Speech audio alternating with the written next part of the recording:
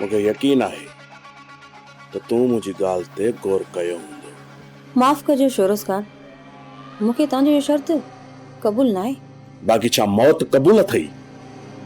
बाबा साईं जे हथा कारी थी मरण भी कबूल थई। याद रख जाए तो तू बिना कफन जे तफन थी वेंदी है। जिंदगी मौत मालिक जे हथ में आए। बाकी तू अजय मुखे खान बहादुर जूं धमकियूं न दे। काल शम्स सां तुंहिंजे हवाले सां तफ़सीली तौर ते मूंसां ॻाल्हि ॿोल थी आहे। हू त अञा ताईं तुंहिंजे मथां मरे थो। पर अफ़सोस जो तू पत्थर दिल बणिजी वई आहीं। शहरोज खान, तांजे बाबा जी मां निकाह में आहियां ऐं मां उन जी इज्जत आहियां। ऐं तू मुखे केड़ी सलाह ॾियण जी कोशिश पियो करी? कुछ रत जो लिहाज़ कर ऐं रिश्तन जो भी लिहाज़ कर। पर असां ॿिन्ही जे विच में तय छा थियो हुयो? छा इहो तोखां जल्दी विसरी वियो? शम्स जी जिंदगी बचाइण जे लाइ असां ॿिन्ही हिकु डील कई हुईसीं। इहो सब कुछ विसारे छॾ। शम्स जी जिंदगी तू हाणे बचाए नथो सघीं। ऐं रात खान बहादुर हुनजो किस्सो ही खत्म करे छॾियो आहे। पर उहो कीअं मुमकिन थी सघे थो? मां खान बहादुर के इहा पूरी ॻाल्हि ॿुधाए छॾी। उन जे करे उन सब कुछ करे छॾियो।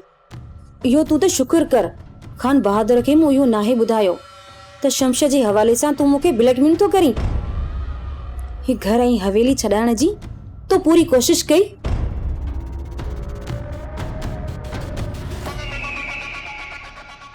ज़रअली, तू केड़े सरप्राइज जी ॻाल्हि करे रहियो आहीं?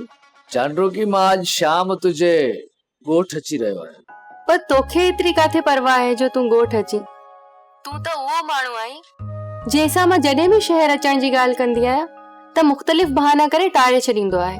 पर इन पासे हाणे मुंहिंजी नौकरी लगी वई आहे।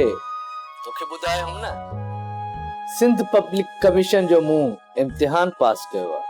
हाँ, ॿुधायो तो है। जनाब आली, मां साईं जन जी डिस्ट्रिक्ट में एसपी थी मुकर्रर थी आयो आहियां। वॾी ॻाल्हि इहा त सुभाणे मुंहिंजी जॉइनिंग आहे। Oh great. जे रात जी मानी खाराई न त पोइ तो वटि अचां। ऐं हा, तारुफ में इहो ॿुधाइजां त ही मूंसां मोहबत कंदो आहे।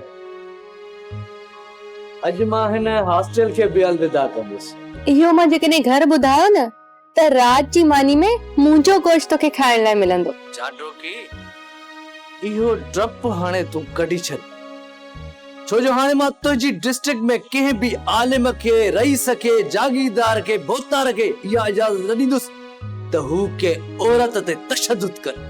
ओ मिस्टर एसपी ज़रअली, झिरकी जो बच्चो जॾहिं पर कढंदो आहे न त बाज़ का बहत मथे उॾामण जो सोचींदो आहे। चांड्रो की आऊं के झिरकीअ जो बच्चो न, पर इकबाल जो शाहीन आहियां। शाहीन। जॾहिं अलामा इकबाल जो शाहीन आई त पोइ हिते छा तो करी? अलामा इकबाल त पंहिंजे शाहीन के इहो चयो आहे त नहीं तेरा नशेमन कसरे सुल्तानी के गुंबद पर, तू शाहीन है बसेरा कर पहाड़ों के चट्टानों पर। एनीवेज, मजाक घणी थी वई ज़रअली। तू सचपुच ॿुधा, तू एसपी लॻो आई ऐं शाम जो असांजे ॻोठ वारे पासे अची तो या न? चांड्रो की अॼु न, सुभाणे ज़रूर ईंदुसि। खान बहादुर फेरोज अली खान सां मेलो करण ज़रूर ईंदुसि। ही एसपी भी केॾो मजबूर आहे। चांड्रो की तू को बहानो सोच त मां इन पासे अचां त मुलाकात कीअं कजे। वेरुन जी वस्ती, वेरुन जी वस्ती। सब्सक्राइब कयो असांजो official YouTube channel Sindh TV HD drama ऐं वधीक अपडेट लाइ बेल आइकन खे क्लिक करियो।